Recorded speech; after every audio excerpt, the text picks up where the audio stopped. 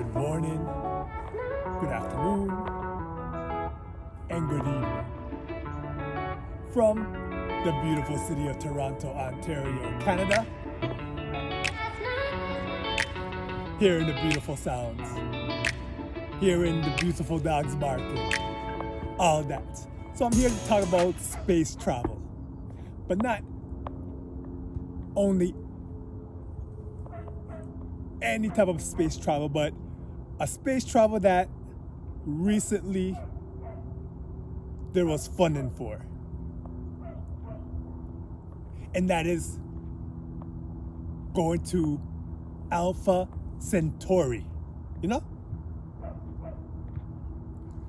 Recently got funding for that, and I know a lot of people already heard about this, but now it's more becoming a reality instead of theory.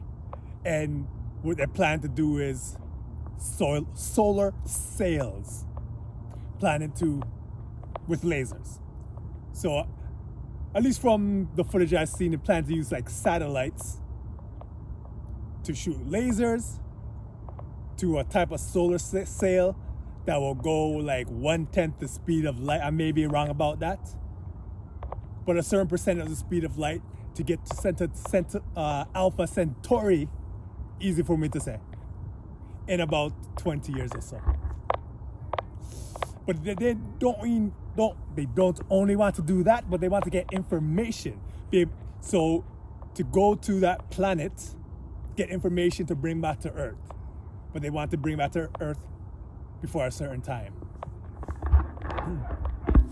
Now this is big news. Ever since the beginning of 2024, I just had a feeling inside me that something big is gonna happen that's gonna change the landscape. Mind you, I'm not saying this is the big thing right here, but it just seems in 2024, a lot of unusual things have been happening. One, for instance, the weather, at least in North America. I can't speak for the other. I haven't really did information on the southern hemisphere, etc., etc. But I know around the North American area, there's been unusually warm winter. Even right now in the beautiful city of Toronto, Ontario, Canada, it must be like plus 15 right now, plus 13, about that. People are riding their bikes. People are walking around in shorts. I'm not ready for that yet, but very interesting weather. So going back to the Alpha Centauri thing, big news. But I even got some like news from scientists, and if it's true, it's really amazing. Really, really amazing. They say, okay, with the solar sails, it'll take about 20 years to get there at I think it's like 10% of the speed of light.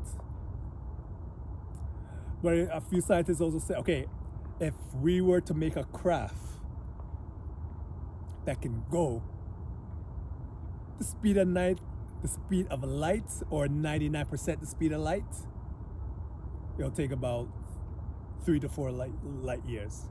But the thing that's became interesting to me is that they said, however, the pilots in the spacecraft leaving Earth to go there, it would almost be simultaneous.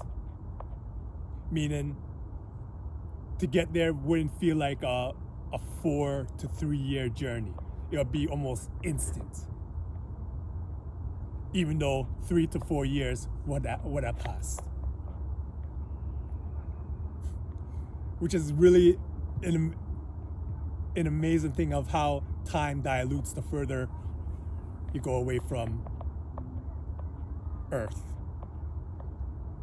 or the quicker, whatever. Just amazing feats. And also brought up something else. Okay, if they were to just send, just say 5 years, accomplish to send us the solar sails to Alpha Centauri. And it's taken about 20 years.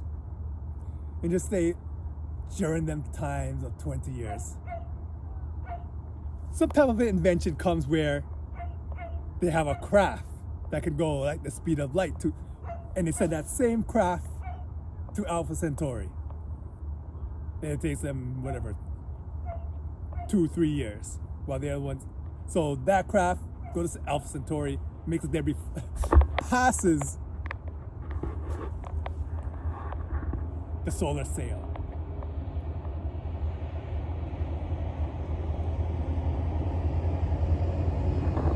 So there, they go there on the planet. They just say they habitize it. They figure out it's similar to Earth.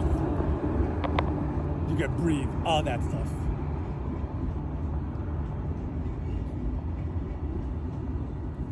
They bring up the information.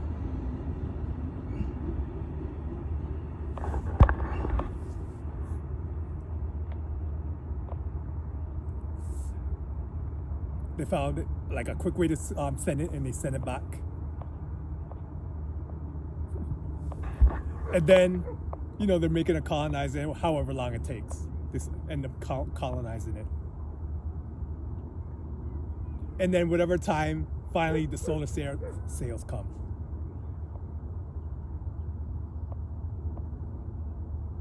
So it'll be almost like the solar sails are just going back in time.